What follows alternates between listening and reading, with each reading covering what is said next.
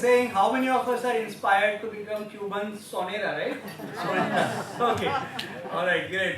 Fantastic. So let's give a big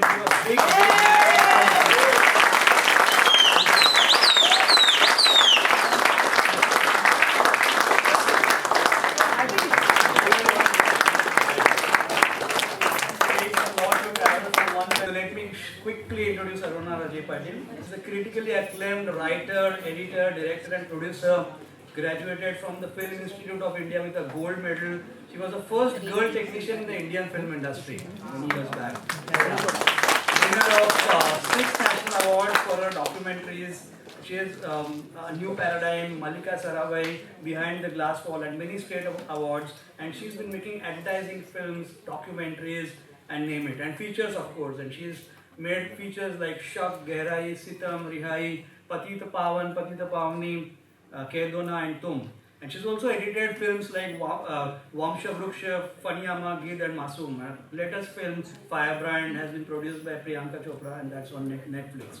And she has been empowering not only women but she also empowers men and to find a new equation to live in peace and harmony.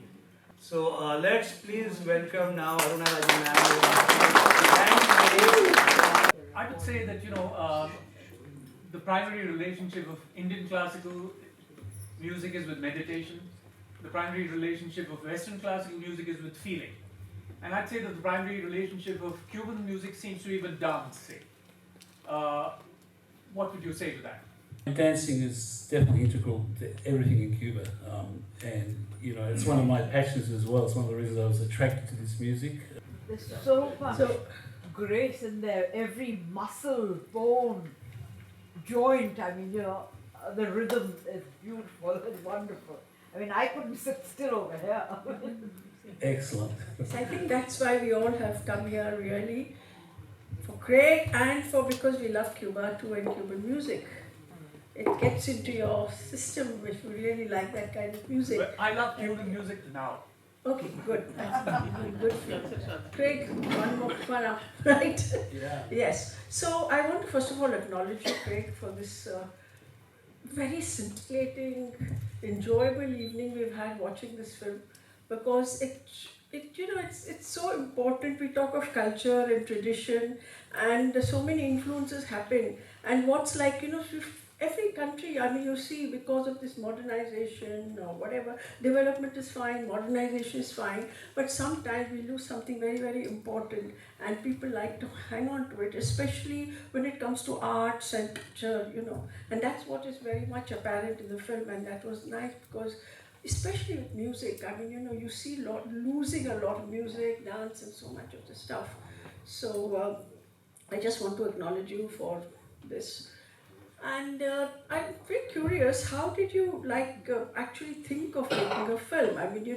You were an engineer and you also played you were into a bit of, you were a percussionist and also a salsa dancer, and then you became a filmmaker. So how did that happen?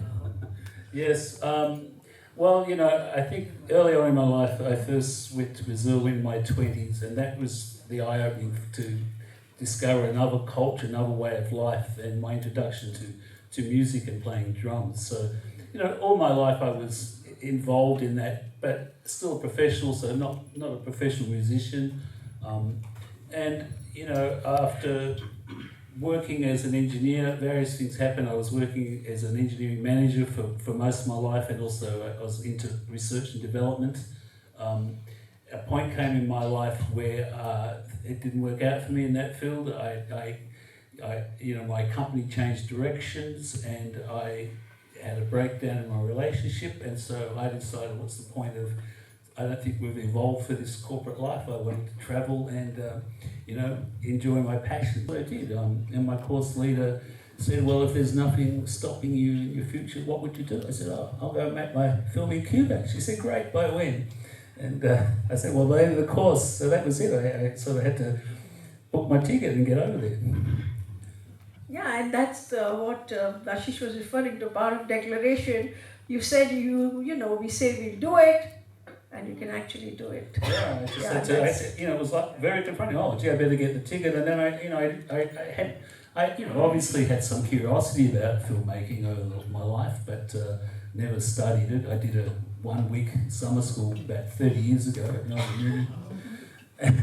But I pulled a team together. I pulled the people together, and it really was about empowering myself with the right people. Yes, but no amount of preparation is enough, because especially as filmmakers, we are always dealing with uncertainty no matter how well you plan. And especially documentaries, because there is just too much uncertainty, because anything might happen and then you have to deal with it. And I'd like you to tell us about all that breakdowns and anything that happened on your first trip especially. Sure. Oh Yeah. my God.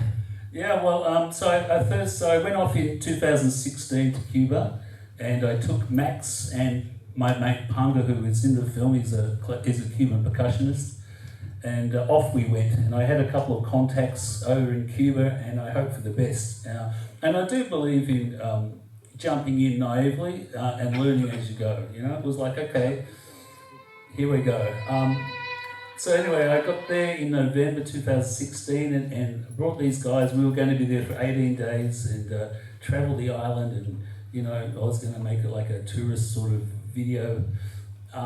Anyway, the second day I was there, we were filming a concert which is on the film, and halfway through someone walked on stage to Tony Avila, who was singing, and just told him that Fidel Castro had just died. so it was I actually had that moment filmed. It was amazing, and Castro died. The music stopped, and they had 9 days of mourning where there was no music, no dancing, no alcohol allowed.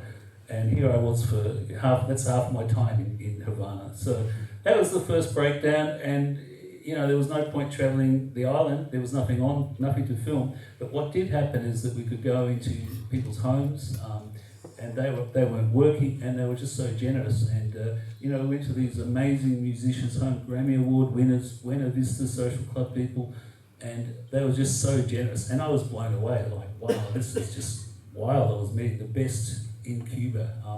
So it sort of went from there. The first breakdown, became that. And then, took another trip back a year later, because I did have to cover the ground in Santiago and all those different styles. So that was another trip. And then the third trip, I went back. I had this idea. I needed the X factor. We needed to, make it something special. And for a music documentary, critical to have really good recorded sound, and also the rights to be able to use that sound. So I had the idea, well, what about if we invite all these musicians back to come together and bring some of their original stuff and record it. And so that's how, I ended up putting on those 2 concerts. And, these people came together, they rehearsed with their original stuff, and they just loved it. They really enjoyed the chance to share the music. And they really want to put their music out in the world and have it known, because there's so much in Cuba, so many musicians, so much amazing stuff, and yet the world knows very little of it. So, they were just delighted to be part of it. And we had more breakdowns. That first concert on the rooftop, after about 4 songs were recorded, it started raining. I'd been there 3 weeks, no rain, and that day it absolutely poured, and after 4 songs, they grabbed all the gear, we raced inside, and that was it, Another breakdown, and it cost me a lot of money to produce that, and I'm like, oh my God, And there was just no option. It's like, okay, I've got to do it again. I had to go to all the ATMs and grab whatever cash I could, and we then did the second concert in the park, the Park de Lenin in Havana, and that was even better, that was more people came, we created a party atmosphere, and you can see that they were just reveling in playing together, Yeah, actually, people are very generous when you actually, when they realize you're in trouble, and people do come out. But one thing I noticed about all this, all these bands were playing, it was not like they were playing to a designed kind of a performance. They were so natural and so happy to be singing and happy to be dancing and happy to be swinging. And that's really, that spirit was so, it's contagious actually. It was saying, you all wanted to also get on the floor and dance and just be with them, and yeah, that was wonderful. It's difficult. I mean, you know, filmmaking sounds very glamorous and good, you know, whether it's a documentary or a feature or anything. But to make a film and to have it see the light of day, you have to be really unstoppable. And because there will be breakdown after breakdown, as you've told us, yes, and you survived this. So you're not just survived. Now it's time to celebrate. Yeah, well, you know, I was so committed, I really couldn't stop. And, you know, so the third trip in Cuba was, as I say, we did these concerts. Then I needed another trip to, you know, get editing. It was all in Spanish, of course. Now, my Spanish is not bad, but at that point I really couldn't understand much. So I had an editor, Henry, in Cuba, and Pedro, the co-director. He was the sound guy promoted to co-director. So those two, you know, worked through the material, and I went over and we sort of got the first edit. Then I had to bring it back to Australia, and, you know, the expense of doing good colour grading, because I really wanted to make a theatrical film. I didn't want just another travel dialogue. I really wanted it to be an art film, you know, as beautiful as I could. So we did all the colour grading. I then, you know, tried to get it in some festivals. I actually was a finalist for one of the arts competitions in Australia. It didn't win, but you know, I had to actually also realise that it was good, but not good enough. It was at that point a 90-minute film, and the story was lacking. So people who didn't know Cuban music were sort of not quite sure what they were watching. So, you know, I had to actually confront that. It needed a re-edit, and that's it's not a trivial task actually, a re-edit. So we did that, and then now you've got the final product.